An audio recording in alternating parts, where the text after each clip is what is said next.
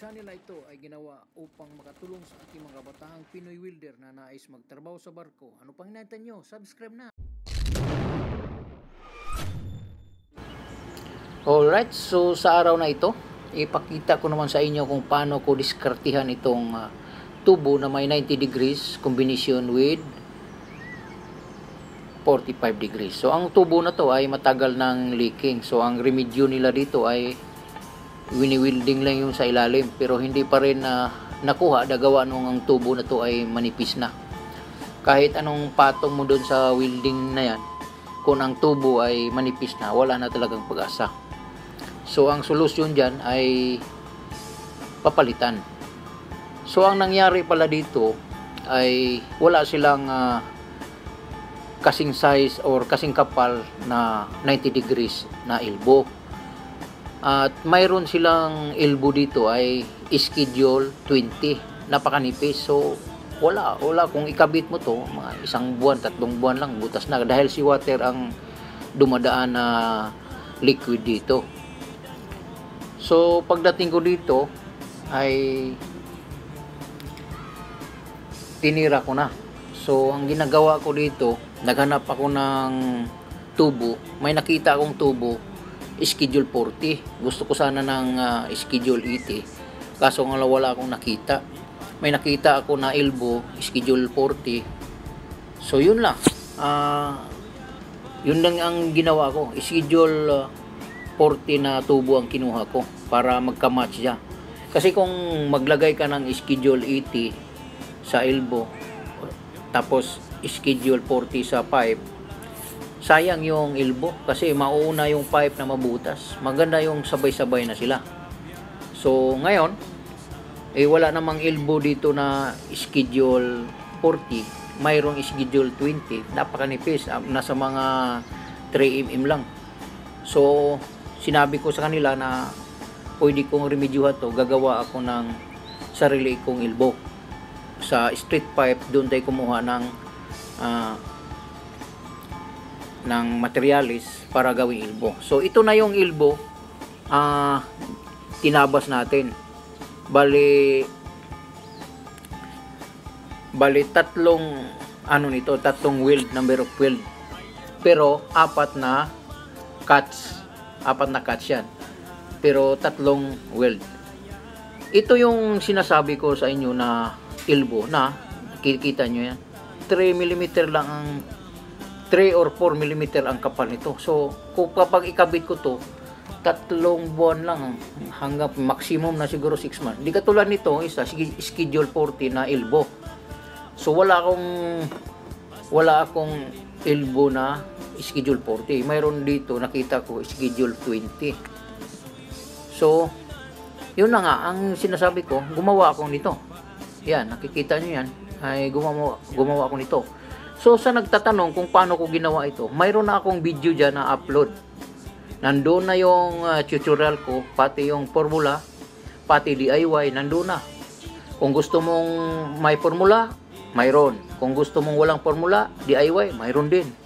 Mamili lang kayo doon sa, puntahan nyo lang yung playlist ko, nandoon lahat ang mga ina-upload kong video. Mamili kayo doon sa formula at saka DIY, nandun. So itong tubo na to ay schedule 40 lang to. Supposed to be ang dapat ang gagamitin nito schedule 80, kaso nga walang stock dito sa barko. So ang ginawa ko lang dito ay kumuha ako ng tubo na schedule 40 at ginawa ko ng elbow.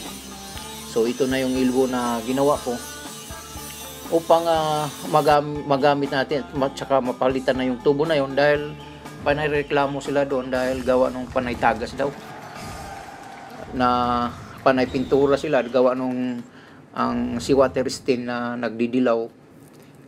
Siyempre pag nasa puerto, kailangan mo yung laging pinturahan, kaya ang pintura doon ay kumapal ng kumapal. So pagdating ko dito, yun ang nakikita ko, dahil additional lang ko dito na Peter dahil mayroon akong gagawin dito na special na gagawin, kaso nga lang yung spare hindi pa dumating.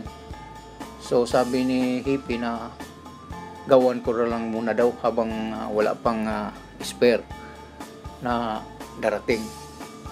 So although pagpunta ko dito, hindi yung trabaho ko to kasi mayroon akong special na pinunta dito para mag-repair. Kaso nga lang, mayroong problema to. Naawa din ako sa Peter dito dahil marami din siya trabaho, kaya tinulungan ko na lang. So ngayon, ito na yung ginawa ko. Gumawa ako ng tubo na hindi na kailangan ng pattern. So ngayon, medyo medyo nanibago sila dahil ang ginawa ng mga Peter pala dito ay nagpa-pattern siya o nag-jig. So pagdating ko dito ay tahimik lang sila, ay pamasid-masid. Sabi ko, ganyan talaga pag ngayon lang sila nakakita ng ganito, magmamasid-masid muna yan. Ngayon, pag pumalpa ka dito, saka ka nila babanatan ng salita. So ngayon, ang ginawa ko, nag-double check, nag-triple check ako sa mga sukat para hindi ako magkamali, para kahit papaano medyo ma-impress sila. So ngayon, at nakuha ko na yung pinaka-final, naka-triple check na ako. Ito na yung ginawa ko, tapos na. So ito yung inabangan nila ngayon kung magkasya yung ginawa ko. Magkasya doon. Kaya ngayong araw na to ay natapos ko na kahapon to. Ngayon ko lang ikakabit. Gawa nung parating na kami sa puerto, nakadikit na. So di na kailangan yung press water generator, kaya ngayon babaklasin ko na ngayon. Kaya tinapos ko lang kahapon itong pag-welding dahil pagdating dito sa puerto ay hindi na makaka-welding na. So ngayon ikakabit ko na ngayon at papakita ko sa inyo kung okay ba itong ginawa kong tubo para magkaalaman na kung papasok siya. Although itong taas na plans medyo may incliner siya, nakikita niyo yan, yung pinakasintro, ang butas ay nasa sintro ng tubo. Supposed to be ang sintro niyan ay nasa pagitan ng dalawang butas, pero ito nasa sintro. Kaya makikita niyo ngayon kung anong kalalbasan ito. Papakita ko sa inyo, walang cut ito. So ang tubo na to nasa baba. Ang papalitan ko nakakabit pa doon. Nakakabit pa siya. So papakita ko sa inyo yon ng ang mga tornilyo na hindi pa talaga ginalaw. Baka sabihin nyo na ginalaw. Yan o. Nakikita nyo yan. Wala pang kamansa-mansa yung tornilyo. Napapansin nyo yung guhit ko. Nandyan pa. Guhit ko yan kahapon nung sinukatan ko. Ayan. Ayan. Pati yung doon sa baba ay makikita nyo yung guhit ko. So ang tubo nito ay 90 degrees, tapos mayroong sa baba mayroong 45 degrees. Medyo parang hindi naman tumatawag na offset dahil lumiko sa kabila yung ng 90 degrees, parang gumano siya. Kaya hindi tumatawag na, although sabihin nila offset to, pero iwan ko kung anong tawag nito. Ngayon lang ako encounter nito kung anong tawag nito. Hindi naman tumatawag na offset kasi ang offset parang angle yun. Ito para siyang pumasok sa kanan. Ayan. Pero mayroon akong nagawa nito sa mga last video ko. Mayroon akong ginawa, pero cooling naman yun ng compressor. Ito press water generator. So ito na, natanggal ko na yung luma at pinasok ko na ito. Ayun, di pa nakakabitan ng tornilyo yan. Mukhang mayroon tayong chance na magkasya kasi pinatong ko lang siya, so wala naman siyang problema. So ngayon lalagyan natin ng bolt at higpitan, at pagkatapos ay papandarin. Diyan magkaalaman kung may tagas o wala. So sa video na ito ay medyo magalaw gawa nung medyo maalon ngayon. At saka gusto kong ipwesto tong camera pero hindi ko na pwestuhan. Walang paglagyan dahil baka mahulog yung cellphone ko. So ito na.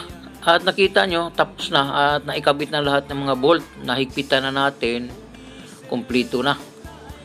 Wala na siyang problema.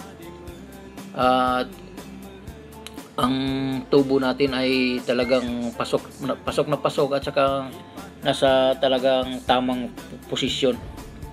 Yan. Okay na. At tatawagin na natin to si Ford Engineer upang ipaandarin yung injector pump para makaalaman kung may tagas ba o yung hinang natin ay may tulo. Pagkatapos wala na siyang problema, din saka natin primera ng ang epoxy. Yun ang luma, nasa baba. Talagang manipis na nung tinanggal ko, manipis na talaga. Wala na. Kaya pala bumigay kahit anong kapal ng welding nila, yung kabilang side pala ay manipis na. Kahit weldingin pa nila yan, wala na rin. Magsayang ka lang ng oras dyan. Kaya mas mabuti pang palitan na. So ngayon at wala na nga tayong problema at naikabit na. So ang hantayin natin at ito na. At na-testing na, napinturahan. So, ibig sabihin okay na kasi napinturahan na. Ayan. Wala siyang tagas. Yan. Pasok na pasok siya. Wala siyang problema. At nakaandar na ang press water generator natin dahil nakaalis na tayo sa puerto. Yan, napaandar na nila ito. Umalis na tayo sa puerto kaninang madaling araw. So pagising ko dito mga alas 8, so ayun, nakaandar na. Ayan, nakikita nyo yun, nakaandar na. So kumpleto na tayo dito sa ating ginawa na yung mga diskarte natin ay tumatama. At nagamit natin yung ang ating paggawa ng elbow. Although kahit wala tayong spare dito sa barko ay nagawa pa rin nating paraan. At marami pong salamat at sana may nakuha kayo dito.